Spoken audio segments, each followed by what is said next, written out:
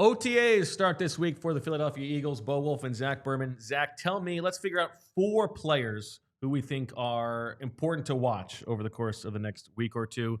We're not going to find out a ton at this point of the football calendar, but there are some things to glean. Who's number 1 for you? Well, number 1 might not even be participating. That's Jiad Campbell. And I say that because Jiad Campbell was not on the field at rookie minicamp. We know he's recovering from the shoulder injury. I'm curious, though, what group is he with, right? We saw him with the off-ball linebackers at the abbreviated portion of rookie camp that we were able to watch. But if he is able to take some work, how much work does he do? What does he look like out there? And then because this is a big question too, because we know Nakobe Dean's not going to be out there, right? So that inside linebacker situation is fascinating to watch next to Zach Bond. What is your expectation for Campbell? I'm not expecting him to do much at all. No, I'm not, and I think this is something that could stretch into training camp. So whether it's I don't even think he might not even be participating in individual portions, Right. but anything he does is worth watching. If he's not participating, that's a story within itself. And assuming that he's not in team drills, what's your guess as to who lines up with the first team next to Zach Bond? Yeah, so these are going to be 7-on-7s, and we'll see. I'm guessing Jeremiah Trotter Jr. Is Right. that what you It's got think? to be either him or Smile Mondin. Yes, and I'm thinking Trot Jr. Probably, but I wouldn't be blown away if it was Smile Mondin. I think Vic Mm. Fangio knows what he likes at linebacker, and he did draft Smile Mondin for a reason. Yeah, what about you? All right, for me, I will stick with the rookies, and I'm going to go with the second round pick, Andrew Makuba, and this is a depth chart thing. Who is going to line up next to Reed Blankenship with the first team at safety? Is it going to be Makuba? Is it going to be Sidney Brown? Could it be a surprise like Lewis Seen or Tristan McCollum or something like that? Eventually, it's going to be Makuba. I think we agree on that front. And then you also want to see how he moves around. How does he look? The scouting report is that he's just a little bit undersized for the position. Does he look the part? How much is Vic Fangio putting on his plate right away? At this stage of the game, when they're not tackling, it's hard to really glean too much, but I'm curious to see what it looks like. Are you expecting him or Sidney Brown to be the first one up next to Reed Blankenship? I think I'm kind of expecting it to be Makuba. How about you? I'm thinking Sidney Brown, and I could be wrong. That's not based on what I've heard. Typically, this time of year, you go with the guy who has some experience.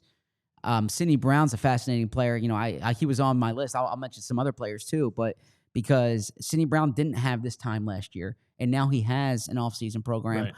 If Makuba's ahead of Sidney Brown already, and I know all the coaching adages, it's written in sand this time of year, but if Makuba's ahead of Sidney Brown in the first practice, that does not portend well for Sidney Brown.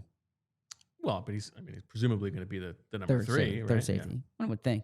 Okay. How about who you got? I'm staying in the secondary, Keely Ringo. Yeah, good and one. I'm going Keely Ringo because I'm expecting him to be the starter on the outside. And the other thing too is we need to kind of, I guess, mollify expectations about what you really see at OTAs.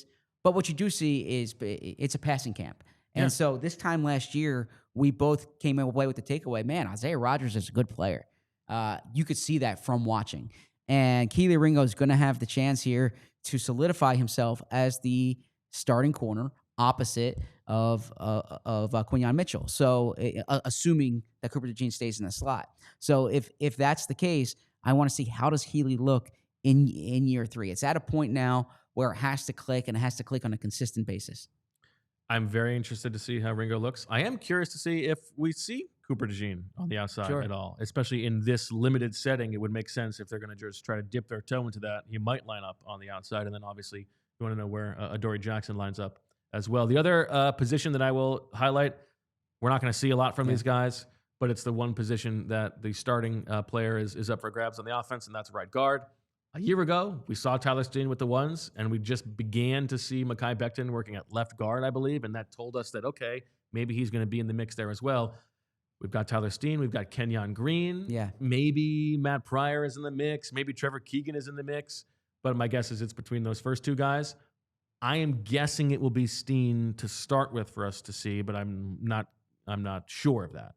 It's a good point, and Kenyon Green was on my list too because I haven't seen him in practice. The challenge here is 2 things. And I would agree, Steen would be ahead to answer the question succinctly. 2 things. First off, like you mentioned, you're not seeing pads on. You're not seeing O-line, D-line drills this time of year, but you are seeing individuals. You see how they line up.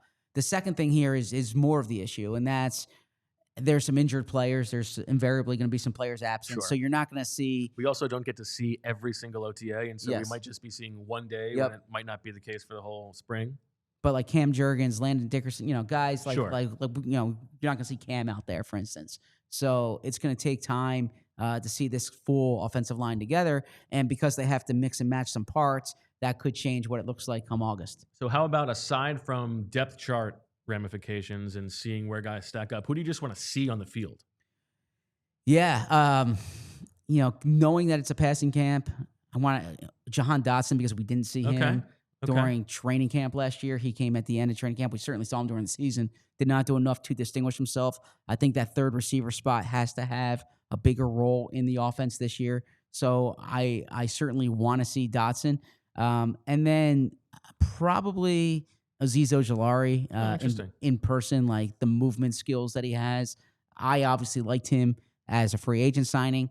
I liked him when he was with the Giants. I liked him coming out of Georgia, but I'm fascinated by how this edge rusher group pans out. Down the roster, guys, I'll give you two more. Anaya Smith, who you talk about guys who weren't able to participate last year. What you really want to see in the spring, you're not going to know if a guy is good, but you're going to know if a guy who is supposed to move well in space looks the part or not.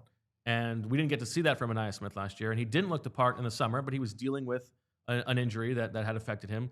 So a year later, I want to see some juice from Anaya Smith on the field. And if we don't see that this spring, I think that'll be a bit of a red flag ahead of training camp.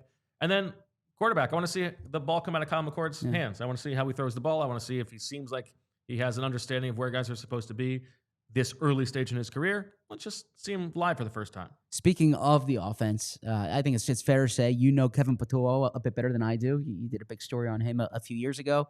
What do you expect in terms of his presence as the OC? Good question. I think it's a little bit like Sirianni. I think he'll be supportive. I don't think he's going to be a micromanager on the field, but I think this is an interesting introduction for him in that capacity. I'm curious to see how it looks. Agreed. All right, one more question for you, Zach. What do you think we'll see from Bryce Huff? Well, certainly more than we saw last year. Will we see him? Yeah, I do think he's going to be out there, right? At this point, he's making a lot of money to be a part of this team. And the Eagles, as I said, have some uncertainty at edge rusher. It's entirely plausible that Bryce Huff is a top 3 edge rusher for the Eagles this year. You can make the argument that last year just didn't work out. He has a full offseason here. But if it happens, it has to start happening now. And the concerning thing is around this time, more training camp, we saw things and we're like, Bryce Huff's not popping. And it was kind of rationalized. Well, he's going against Lane Johnson. But then you come to the season, Bryce Huff wasn't popping. So I want to see, what's Bryce Huff's mood like? Will we get a chance to speak to him? Will he be an open book about the offseason or about last season? So, I'm very interested in the Bryce Huff experience. Comment below and let us know what you are looking forward to finding out from OTAs this spring for the Eagles. Like the video, all that good stuff, and check us out every weekday at 2 o'clock on the PHLY Eagles podcast.